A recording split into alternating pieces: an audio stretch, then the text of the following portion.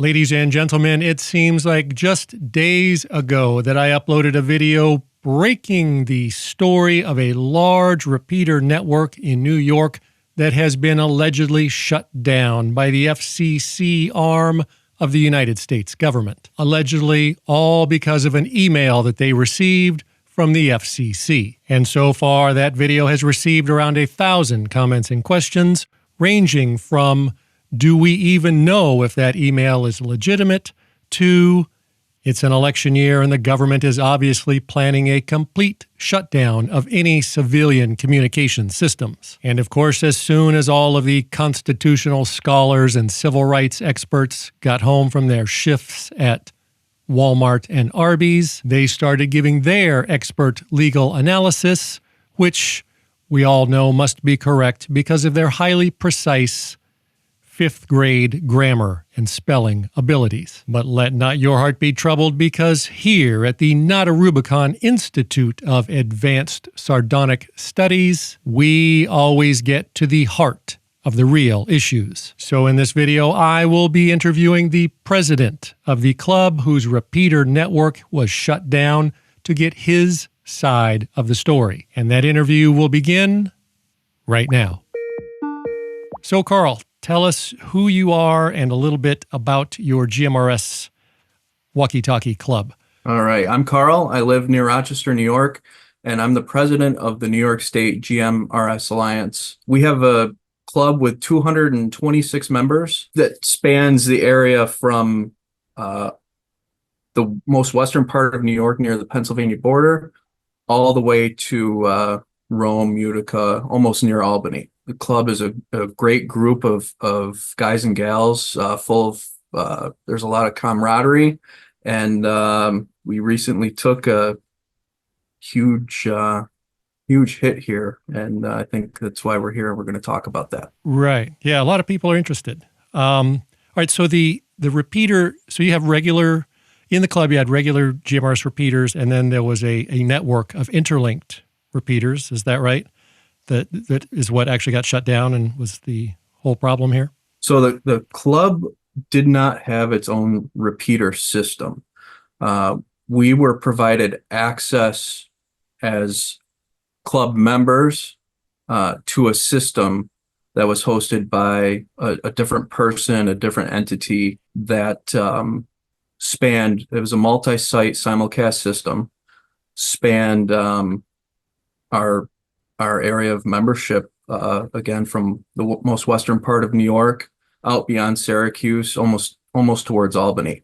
There were also member repeaters that we listed on our website that we called participating repeaters, and we just put the info if those users wanted to on the website for the members to use. But the real meat and potatoes was the simulcast system that we were granted use of. Okay, so these repeaters were not owned by or even managed by the club itself. They were owned by and managed by what we'll call the custodian of the system. Correct. It was right? One repeater custodian that maintained and managed the simulcast system. And so, kind of as a recap for those that may not have seen the previous video, the custodian of those repeaters, of that linked repeater network, got an email from someone at the FCC basically telling him or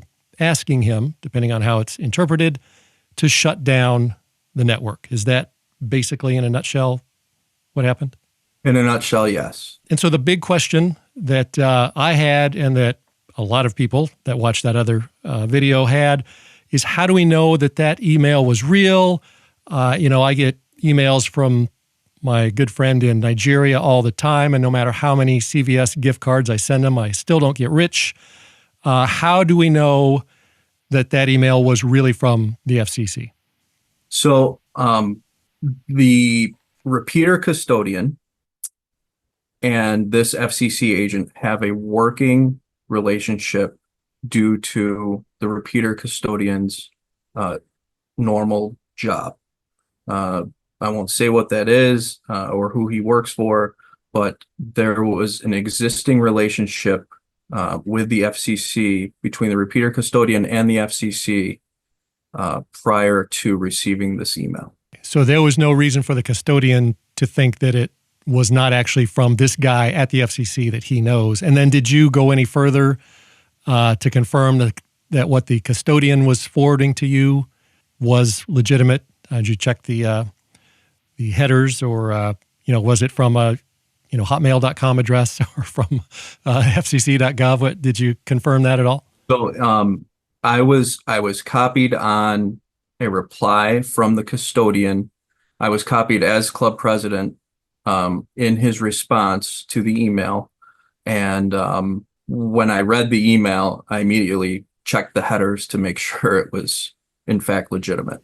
Okay. So in your mind, there's no doubt that this email was from someone at the FCC. That's correct. There's no question. And then, so again, in a nutshell, what did that email say? So the email said that the system was violating different parts of Part 95, and the repeater custodian needs to immediately cease operation of that system by the end of the day, Friday, June 14th. Which he did. He didn't question it, or maybe he did question it, but he complied. Correct. Right. The system was turned off at 5:04 p.m. on that same day. Okay, but this was not an enforcement. Normally, when the FCC has any communication with anybody, it's not through email. Normally, you get a mean letter sent via mail, maybe certified mail. And as many people that watched that previous video pointed out, the FCC never does enforcements through email, but this was not an enforcement. These two, the custodian and this agent, had a working relationship. So this was more of just a heads up kind of thing. Is that a good interpretation? My understanding, knowing the working relationship that the custodian has and the FCC, with the FCC, and specifically this agent, I believe that it was purely a heads up and just a courtesy email to prevent the next step, which was inevitably going to be a mean letter. Correct. And then, okay, why do you think the FCC agent would do this? Like, what did somebody complain? Was this network causing interference? Was there a public safety issue? I know that there's dozens of other GMRS linked repeater networks, if not more, as big or bigger than yours. Why? What's your take on that? That's a great question. I'm not sure, other than maybe somebody filed a complaint. There was no rumblings from the club's perspective, no rogue former members or anything like that, that in the club's eyes, we're trying to also understand why. I'm not sure if the FCC was investigating other systems and they saw our system in the same area. I'm not sure. Okay, so that was what came to my mind, is that maybe potentially the FCC is going to start investigate these linked repeater networks, and because these two had a working relationship, he just said, "Hey, turn that shit off," kind of thing. But we don't know. You don't know. Right. So then another big question, again, that came right to my mind, and a lot of people left comments on the other video, is why the issue was not the repeaters that were transmitting regular GMRS. They were GMRS repeaters. The issue was the linking of those repeaters, which violates those FCC Part 95 rules. Why power off the entire repeater? Why not just unplug the piece of wire that links the network together and leave the regular GMRS repeater part up for everybody to use locally? I think it was purely out of caution. The repeater custodian, with his real daytime job, needs to play it safe, especially with, and this is my opinion, with his interactions that the people and things he deals with day to day, that I think he just wants to be removed from it. and not bring any more attention to the FCC towards him from, any outside governing agency or things like that. It kind of puts the club in a weird spot, again, separate from the system, but how do we all talk to each other now? That's one of the problems we need to solve.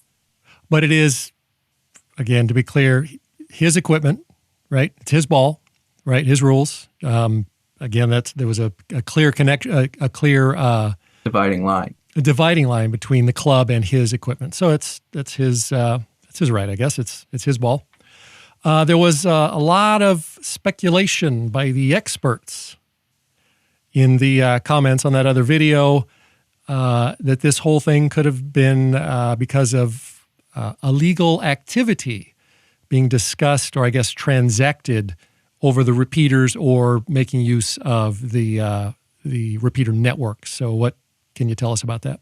So I can confirm, because in my day job, I do radios for a living, that the leadership team of the club, we were ears on the system 24/7. The system was recorded.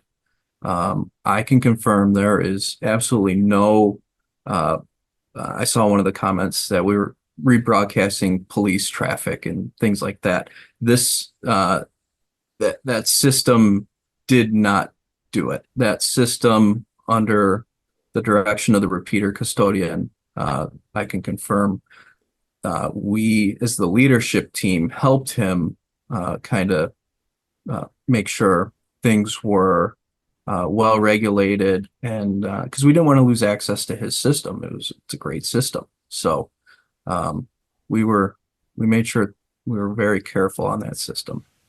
One of the big issues, perhaps the biggest issue about that email, is that in the email, the FCC agent asked for call signs of everyone that had ever used that system. And for those that aren't familiar with that call sign, the FCC basically has names, addresses. That call sign is basically a list of names and addresses for everybody that ever used that system. So as a club, what do you think about that? And are you going to turn over that information? So again, the email was from the FCC to the custodian.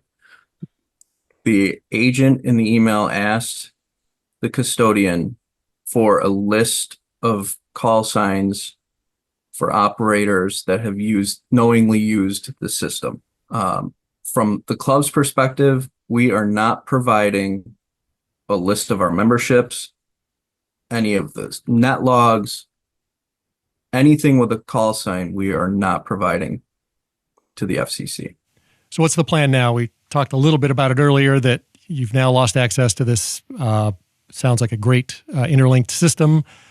What's next now for the club as far as this? What's the plan? So the plan is to, as quick as we can, establish regionalized repeaters, standalone repeaters, nothing connected. We've started with one. I actually turned one up today after you and I had talked earlier, out in the western part of our area. We developed a Zello channel that is not linked to anything RF. The biggest priority is just providing our members with a different means of communications to fill this huge void that we've run into. All right. Thank you, Carl. Good luck to you and the club. And thanks for taking the time to join us. Thank you. Ladies and gentlemen, there you have it. Many questions answered, many questions perhaps left unanswered, such as, why would someone at the FCC, even if it was just a friendly heads up, suddenly decide that these particular repeater links should be shut down? Is the FCC starting to investigate and go after all of the large linked GMRS repeater networks? And most importantly, why would the FCC agent ask for information about everyone that used those repeaters, and what was going to be done with that information? Now, of course, anyone at the FCC is more than welcome to reach out to me via email at Randolfo@notarubicon.com, to respond to these questions that the American people demand answers to. But I suspect that just like with all of the other requests for information that I have sent to the FCC in the past, I expect that this whole issue will also be ignored. After all, why would the FCC have any reason at all to be concerned with what any of us lowly plebs think? It's not like the government, and by extension the FCC, is by the people and for the people, or anything like that. But it's okay, because the American people are used to being treated this way, and they're taking notes.